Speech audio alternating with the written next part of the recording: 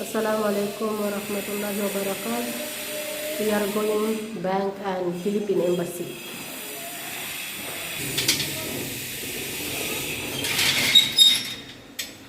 Ito yung gate ng bahay namin.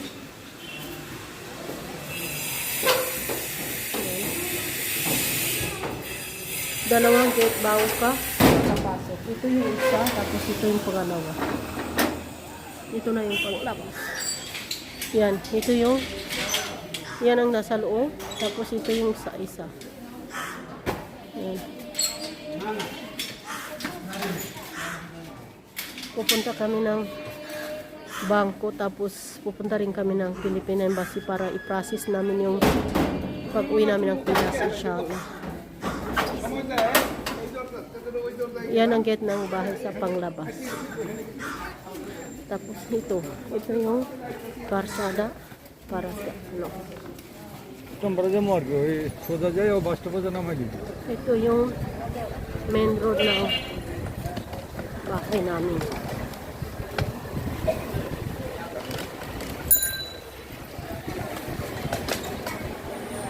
Medyo maano kasi sumakay kami ng rickshaw.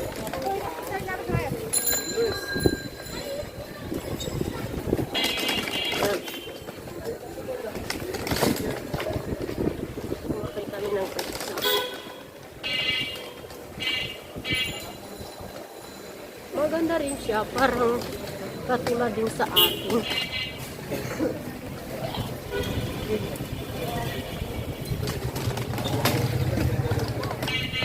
Medyo maano lang yung karsada kasi yung naka-biyahe palagi dito yung katulad ng CNC sa atin, yung Tadjak sa atin.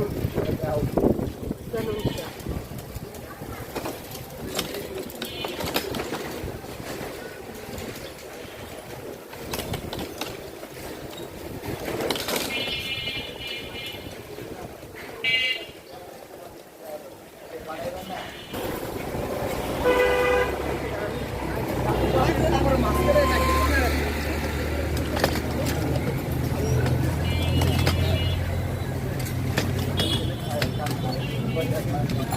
Takot lang ako dito sa Bangladesh kasi tignan niyo yung kuryente, iba rin sa atin kasi yung sa atin medyo synchronized din.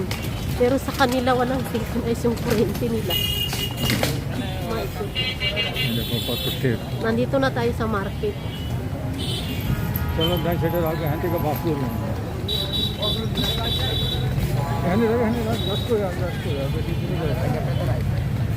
Market na ito.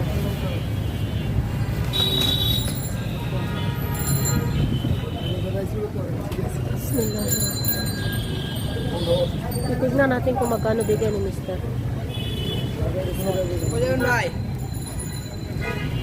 20 taka sa pamasahe mula doon sa bahay namin hanggang dito sa market.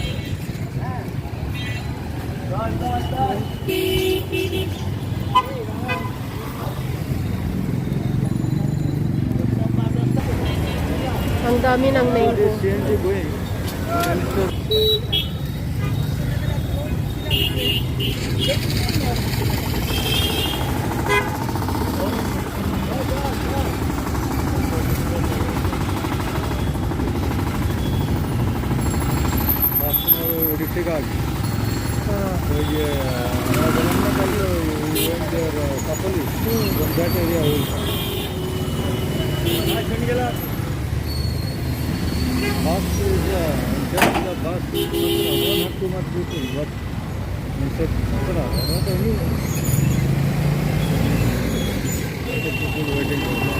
And this rickshaw, this VC jacket, they can roam all around the City area, around the cantonment area. They have permission. They are giving some money somewhere, I don't know. In the office. That's why they have permission. Because can come any car here.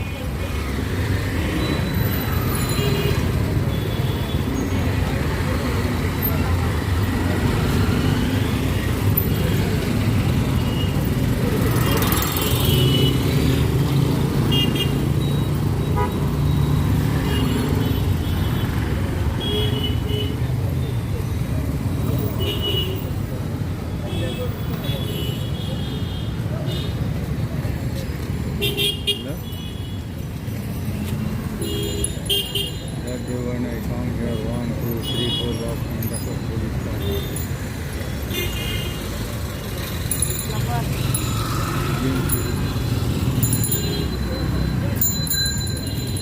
This is school ba? There are some cycle also they are going wrong, they want to go that side. But this is Wrong. right space, they will never allow. No bus can stop it. You go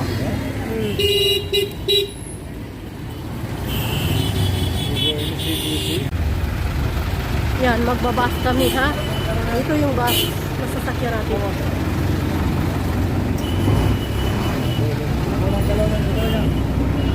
Bismillahirrahmanirrahim. Come, come, go.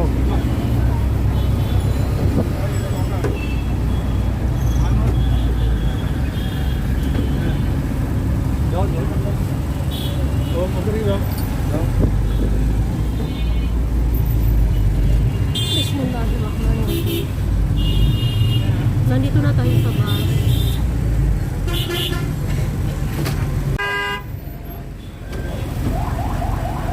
Nandito na tayo sa bus. Sumakay kami ng public bus. Yan.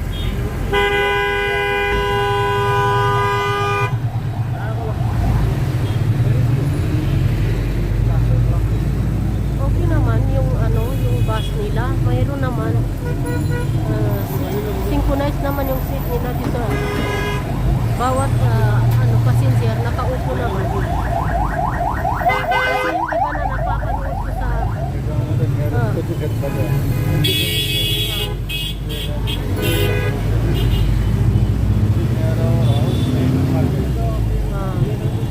Grocery, fish, meat, everything.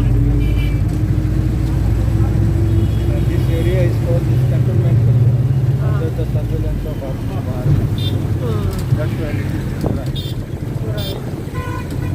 maganda naman yung lugar namin sa so far kasi yung naka-base doon yung army tapos yung navy bago ka papapasok dalawang gate yung dadaanan pero kung dadaan ka sa ano ng navy kailangan i-check ka kanila pero kung doon ka dadaan sa isang karsada wala nang checking pero kung doon ka dadaan sa isa hindi ka nila papapasukin kung wala kang alam na pangalan ng major na pupuntahan mo na bahay.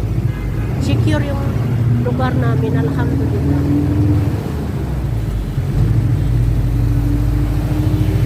Okay naman yung bus nila, hindi naman siya cloud yung traffic. Kasi lahat ng passenger nakaupo naman. Sa iba kasi napapanood ko, yung iba pushing each other. Tapos ito, yung sinakyan namin, ang ganda. Synchronize yung pagpupo ng mga tao, bawat passenger may upuan. Kaya gusto ko mag-bus kasi yung ibang napapanood ko sa YouTube, iba rin siya. So, siguro iba-ibang lugar, iba-iba yung kinukuha ng mga tao, yung pinapakita nila yung puro problema siguro. Pero ayoko yung gano'n na video. Gusto ko yung happy tayo lahat. Gano'n siya.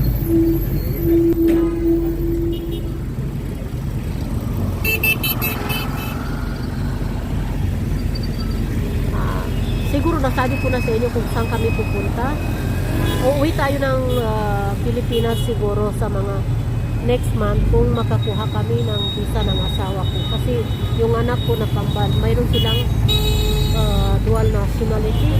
So, kahit anong oras na pupunta sila sa Pilipinas o pupunta sila dito, hindi nila kailangan yung visa, passport lang. Mayroon na silang mga passport na dual nationality. Ticket na lang yung kailangan nila. Kaya walang problema sa mga anak ko.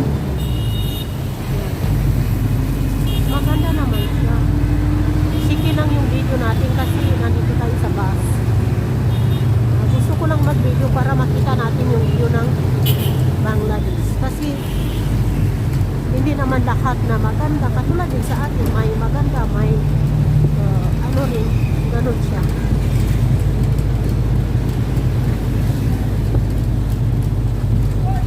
walang pagkaibaan sa Pilipinas. Ang pagkaibaan lang, siguro sa amoy, kasi yung tayo mga Pilipino walang amoy. Eh sila meron. Ganun. Pero yung mga updated na mga tao, maganda na yung buhay nila, malinis na sila sa katawan. Ito pa, girls na eskwelahan yan. Dito, iba yung school ng boys, iba yung school ng girls. Hindi katulad sa atin na mix ang boys and girls. Yun ang napakaganda dito.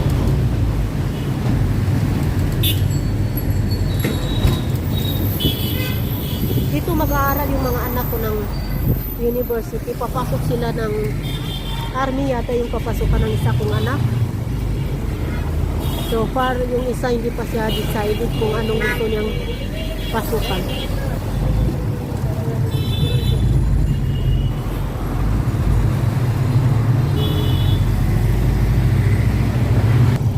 Itong ano na to, police staff college.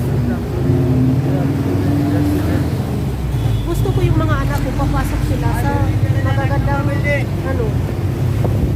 Yan. Hindi ko pa alam kung anong course ng isa yung kukunin niya. Yan.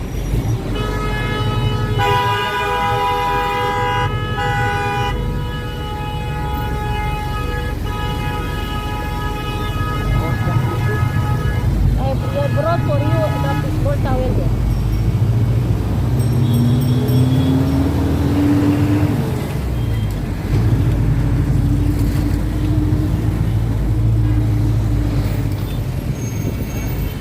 Ang dami ng riksa dito. Yung sa atin, di ba yung sigar yung tawag, or ano bang, ano yung tawag nila dyan? Yung tawag dito sa kanila, riksa. Medyo marami akong nakakalimutan sa atin kasi medyo matagal na ako sa wala sa atin. Aywan ko na lang kung naririnig yung sinasabi ko.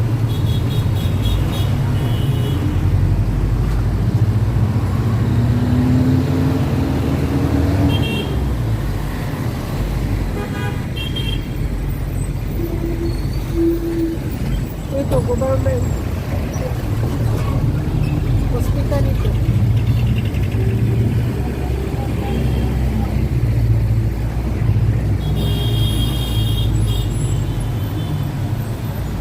Kung mayroon dyan sa atin na ano, taga dito nakatira, malapit lang kami sa airport, 10 minutes lang kami.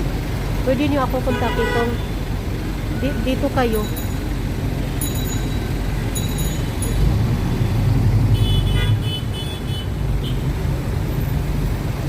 Para magkita-kita tayo. Maganda yung lugar, pero hindi ko masasabi sa inyo kung anong mga lugar na to kasi hindi ko alam. First time ko dumaan dito.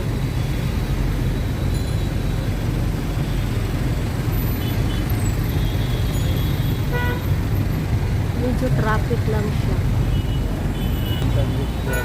Ang ganda, di ba? Yung layover nila, may mga flags sa taas.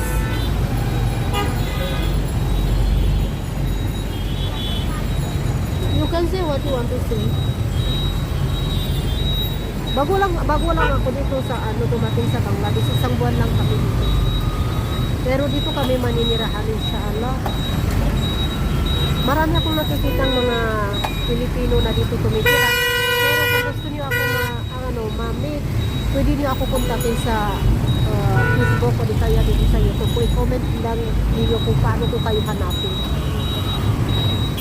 Kasi hindi ko pwede sabihin dito sa video ko kung nasaan kami nakatira. Pero kung gusto niyo mahanapin ko kayo, mag-comment kayo sa video ko para hanapin ko kayo. Ibigay ko sa inyo yung address namin para magkita-kita tayo.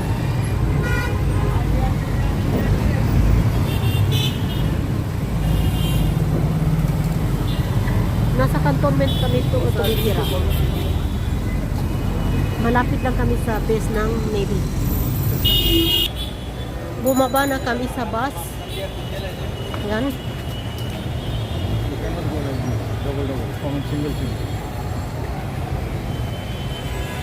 Si Mr. nasa likod ko.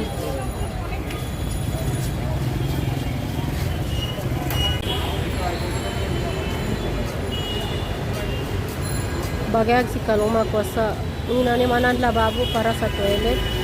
Para sa kinipanubangan ko.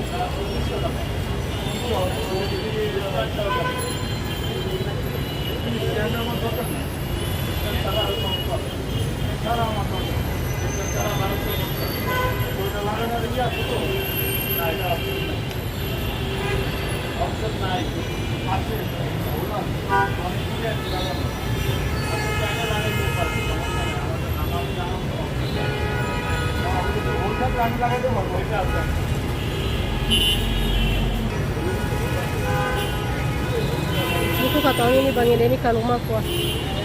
Ini size sa bangileni.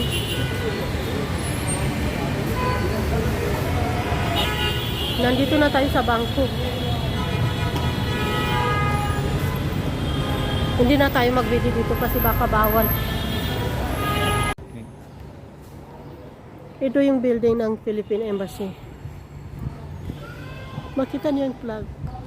Yan ang flag ng Pilipinas. Tapos ito yung nakasulat sa Philippine Embassy. Ito yung brigsa na nakasulat yung Philippines. Pero ito nandito ito sa loob ng embassy natin.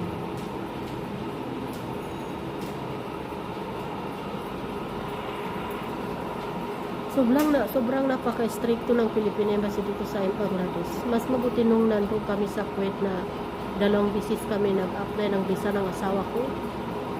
Sila? Open sila.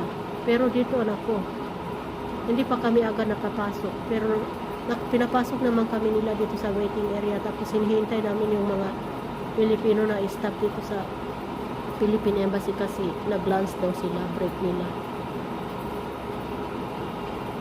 2 o'clock pa daw yung nila, open nila. Mas maganda kapag nasa Middle East ka, mag-apply ka ng visa na papunta sa Pilipinas. Kasi dito galing ka dito, halimbawa dito ka galing sa Bangladesh, mahirap mag-apply. Napaka-stricto nila. Nung pumunta ako dito 2005, wala pa yung Philippine Embassy natin. Nag-umpisa pa lang yung Philippine Embassy dito sa Bangladesh. Kung hindi ako nagkakamali, siguro October 17. Bago lang itong embassy sa Bangladesh.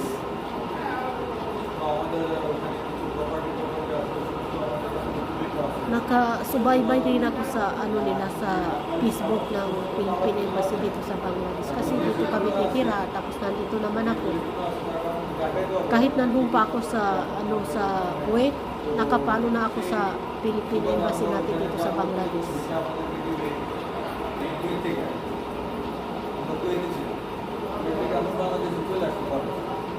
Sorry, আপনারা ডিস্টার্ব করলাম আর ওইখান থেকে আমি দুবার গেছি তো ওদের আমরা পরিস্থিতিটা অন্যরকম ওরা আমাকে কোনো মাল্টিপল ভিসা দেয় নাই 3 মাসের ভিসা দিচ্ছে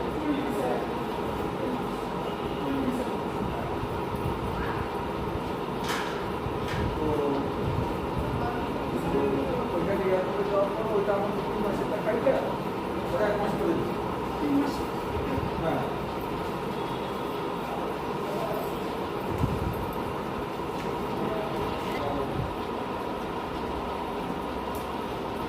Asawa.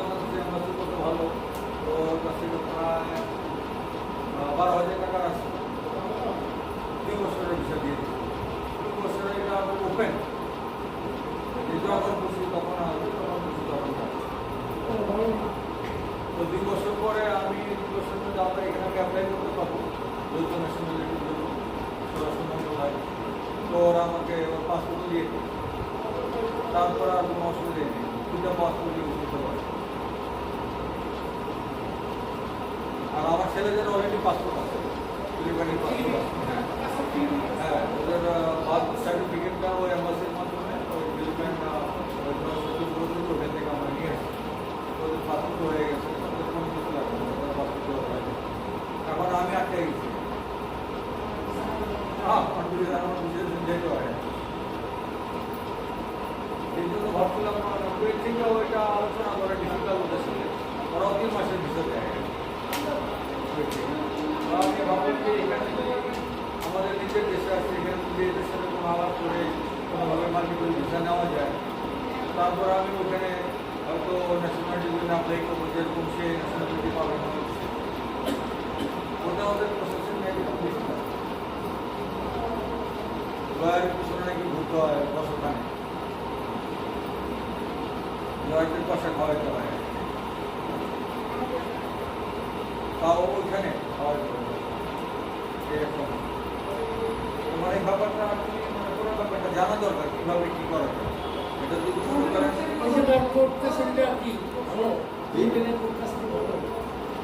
লিখনে কোর্ট কাছারি আমাদের বাংলাদেশের মধ্যে খালি পয়সা, পয়সা ছাড়া কোথাও কোনো আর কথা নেই। স্পেশালি কোর্ট কাছারি সব জায়গায়। যেমন আমি ওখানে একটা প্রপার্টি কেনা হয়েছিল, ল্যান্ড কিনছি একটু আগে করে, ওইখানে আমার পাসপোর্টের নামে একটু রং ছিল, মাজহারুল জামান জায়গায় মোশারুল ইসলাম লেখা ছিল। তো ওইটা এফিডেভিট করতে আমাকে আবার 40,000 টাকা ভরতে হচ্ছে। এই লোকই সেই লোক, হ্যাঁ বাংলাদেশি টাকা, চিন্তা করে। আর এখানে হইলে হয়তো বাংলাদেশে হইলে হয়তো 2-3 হাজার টাকা লাগবে। আর ভুল করছে কুয়েত গভর্নমেন্ট। কুয়েত গভর্নমেন্ট ওরা যখন আরবিতে নাম লিখছে, ওটা যখন ইংলিশে ওরা ট্রান্সলেট করতে গেছে তখন একটু স্পেলিংয়ে ভুল, ওটা হয়। কারণ ওই আরবি উচ্চারণ একরকম আর ইংলিশ উচ্চারণ একরকম। এখন আমরা থাকি ক্যান্টনমেন্টে, হ্যাঁ দক্ষিণবাবু, ওইখান থেকে আসি। ভাবলাম যে এখানে যদি কোনো মানে ফিলিপিন স্টাফের সাথে কথা বলা যায়।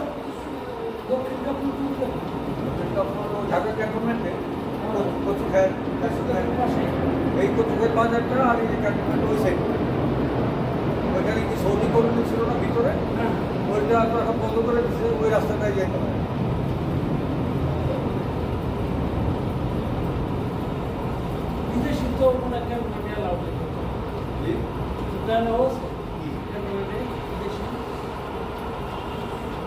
Maganda yung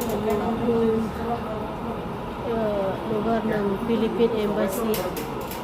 Malaki siya, tapos yung sa ilang sasakyan ba yung nakaparking? না না সবাই তো ধরার কিছু করে, কিন্তু আপনার ওই যে হার্টগেট যেটা আছে ওই বিজয় সরণি থেকে ঢোকার সময়, ওইদিকে আসার সময় যারা ক্যান্টনমেন্টের স্টাফ বা পরিচয় দিলে আসবে এছাড়া Dala-dala pa rin natin না yung হলে আপনারা যেটা আসতে পারবেন। anong tawag dyan sa signboard na yan, yung parang banig sa atin. Manila to Dhaka, Kalayaan.